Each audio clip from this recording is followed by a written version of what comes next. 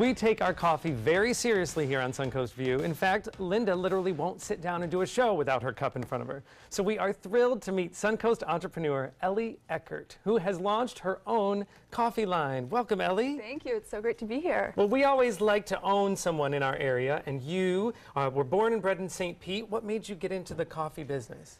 Well, I actually moved to New York about 7 years ago and found my love for coffee there and all of the amazing artisanal coffee shops on the Lower East Side. And I remember sitting in one of the coffee shops thinking, you know, at 19 years old, okay, if one day I could own a space like this and, you know, have this amazing experience, that would be the dream. Wow. Oh, so that kind of launched you in. Now, I know a lot goes into every single bag of coffee.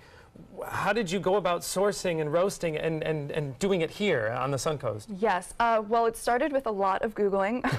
I mean, if there was a dummy's guide to starting a coffee roasting company, I probably would have bought it, but there isn't. I checked. Maybe you should work on one. I know, that's my next step. Yes, perfect.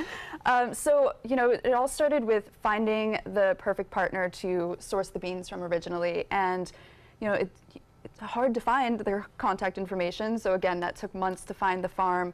I knew who I wanted to source from. Bella Vista in Guatemala has an amazing reputation in coffee and being innovative and supporting their farmers, and I couldn't think of a better partner. So I found the contact, I was invited down to the farm, and we went there to source. And the farm in Guatemala? In Guatemala, it was in Antigua. Okay, so you took the trip for a taste test. Yes, so I went down to source to meet the farm owners, the team there at Bella Vista, and it was an amazing experience. For 5 days in Guatemala, we were at the farm for maybe 3 of them, and the first day was just getting to know each other, deciding if it was even a great partnership, and the farm owner decided to take a chance, and he said, you know, you never know who will be the next Stumptown. And for those who know, Stumptown is an amazing West Coast coffee brand, so those are the guiding words for written coffee. So what do you do at that point? I mean, you knew you liked the farm. You had the coffee elsewhere. What do you do if you get down to that point and working with the beans just isn't, it doesn't do it for you? You know, you have to look at a different bean. Yeah, so when we were in Guatemala, we cupped 11 different lots of coffee, so basically 11 different batches to choose from, essentially. And cupping is tasting? Cupping is tasting, smelling, similar to wine. It's one of the pictures. They showed what you were doing, right? Yes, Yeah, it's the one on the screen right now. Yes. This is where we were deciding out of the 11 different lots what would be chapter 1. Wow. And I'm here with the Guatemalan champion of coffee.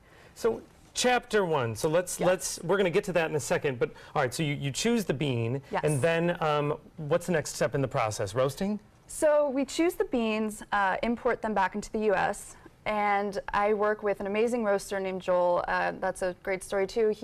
I interviewed him in New York for a website I have, and he happened to move back to St. Pete at the same time. So it just worked out perfectly. We'll bring the beans back into the US. We'll sample roast it 3 different ways to decide which has the best roast profile, which is getting the most flavor out of the bean. And then we go from there, and that's when we start roasting more of the batches. And it's roasted right in St. Pete, right over the bridge from us. Every Monday in St. Pete. Oh, that's great. I mean, we're happy that you chose to bring the business back to Florida. Now, you talked about chapters, so explain. There's something beyond just the coffee. Yes, my background is actually in editorial. When I moved to New York, that was for school to study journalism. So when I moved there, I knew that I wanted to start my own website, and that kind of happened because I, didn't really want to write too much about business or politics. So coffee it is. Right, really. So I started this website, and when I was working on the brand on Written Coffee, I knew I wanted to combine my background in editorial and coffee. So for me, it meant treating the coffee bags as an issue of my favorite magazines. So kind of really curating the beans, making sure we source from the right partners, curating all the stories behind the scenes before it ever hits shelves. So each bag, when you release a bag, is a chapter in the story. Right, so each bag is a different chapter. So chapter 1 is all about kind of setting the scene for what you're going to find with Written Coffee. So kind of setting the mood for life over coffee and celebrating those special moments. That's really unique. Thank you. And a nice way to bring your mission to the actual product. Yes. All right, so you brought us some, and we're very grateful. I know Linda's going to be jealous. So we'll do a little tasting or some cupping. So tell us about what we're tasting with this one. So chapter 1, the feedback I've gotten, which I love, is that it's very smooth. It's easy drinking. You don't need a lot in it, and that's what I love. That's what I wanted to put out there. Something that you don't need a ton of milk and sugar. You can just enjoy it on your morning It is. It's delicious, and I don't often drink black coffee, but I would with this. This is great. Oh, so will the next chapter be a different roast or a different bean? I'm glad you asked. So chapter 2 comes out next month. It's all it's from a woman-owned farm, and it supports women farmers and women producers, women in coffee.